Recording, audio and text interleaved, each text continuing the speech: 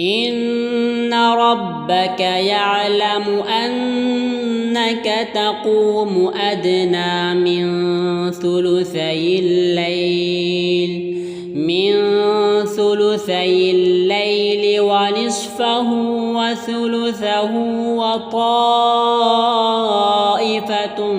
من الذين معك والله يقدر الليل والنهار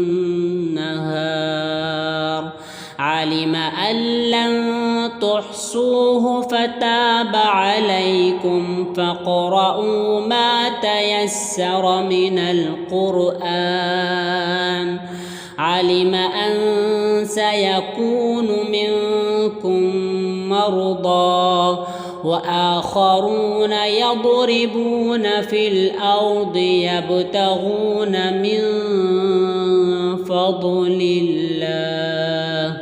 وآخرون يقاتلون في سبيل الله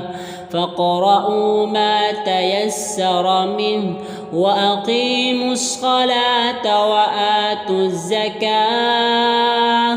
وأقرضوا الله قرضا حسنا وما تقدموا لأنفسكم من خير